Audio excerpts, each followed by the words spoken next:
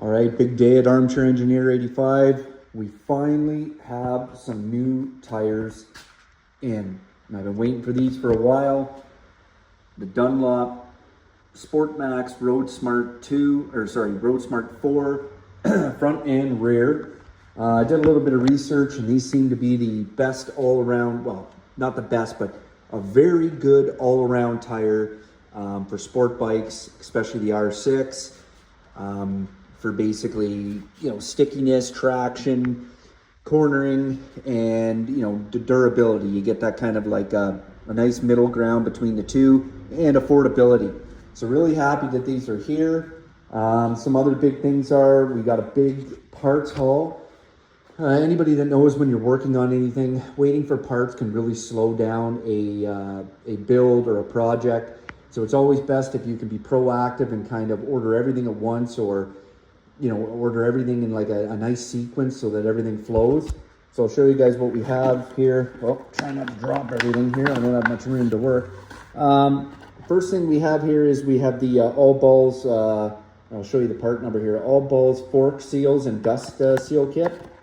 As I told you guys, I had a leak in one of the front forks, so I do need to replace these. So obviously I will replace both. We have the all balls front wheel bearing kit. When I got my safety, it was noted that the front wheel bearings were loose, so it's time to get some new ones in there.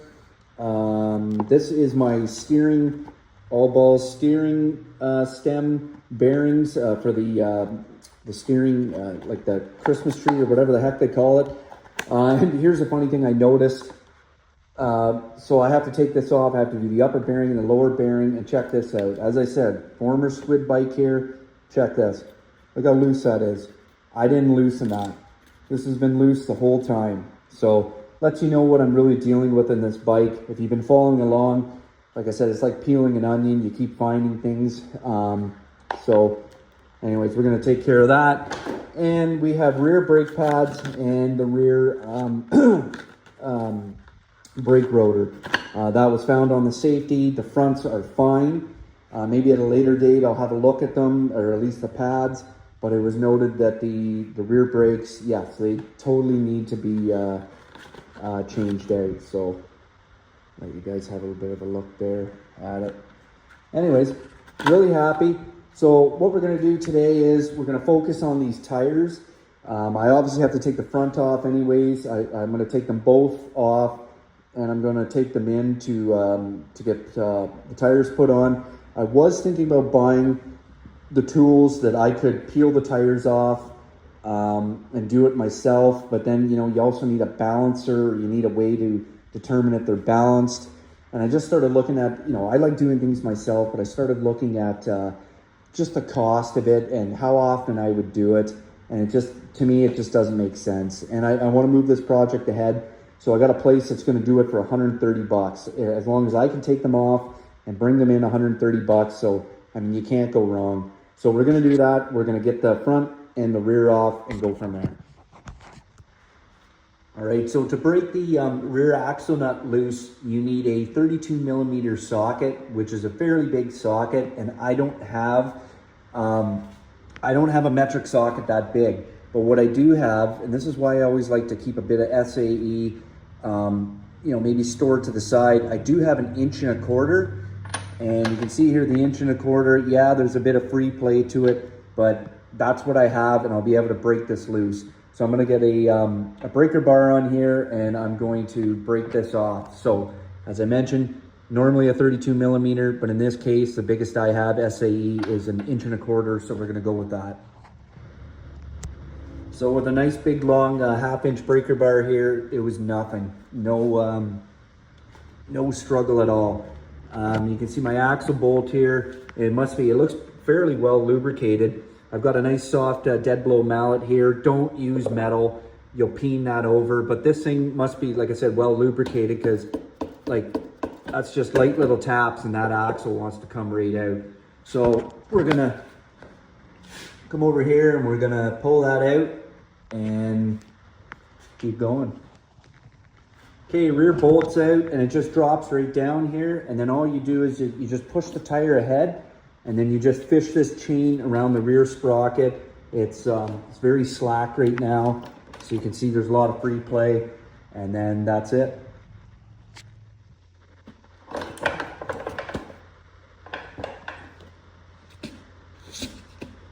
That's it, that's all. Rear caliper came off, no problem. It just actually came off on its own. Didn't even have to do anything. And just like that, we have a rear tire that is off. These are so simple. Nothing to it.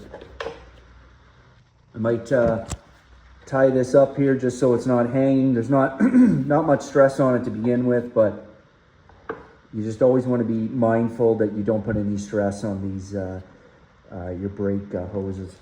Anyways, let's move on to the front.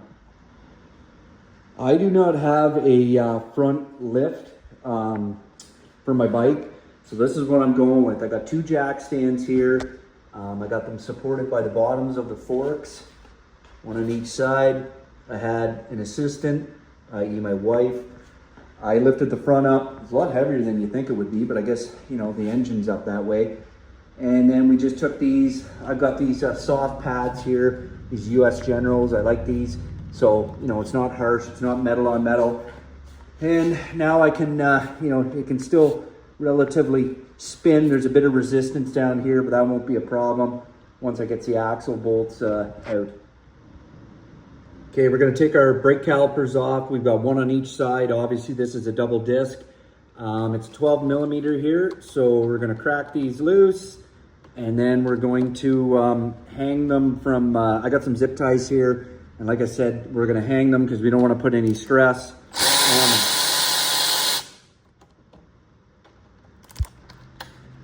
Break it loose. Okay, I'll do the same to the other side, and I'll show you how I hang them. Okay, so you want to go ahead and you want to loosen this reflector here. There's a backing nut on the back, so just be mindful of that. And then I just took my brake caliper and I just zip tied it here to my frame protector. Up out of the way, it's not doing any damage, there's no stress on it, you can see. So we're going to do the exact same to the other side.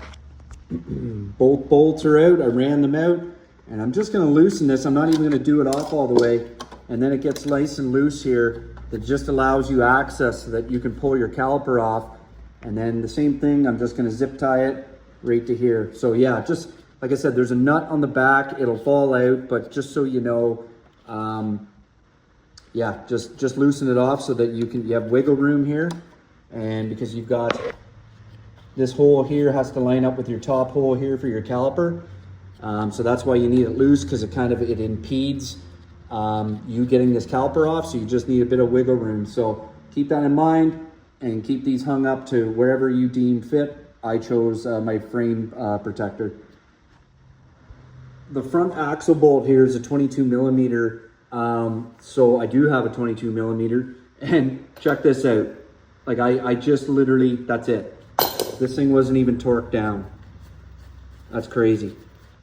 We got these pinch bolts here on both sides. These are 6 millimeter Allens.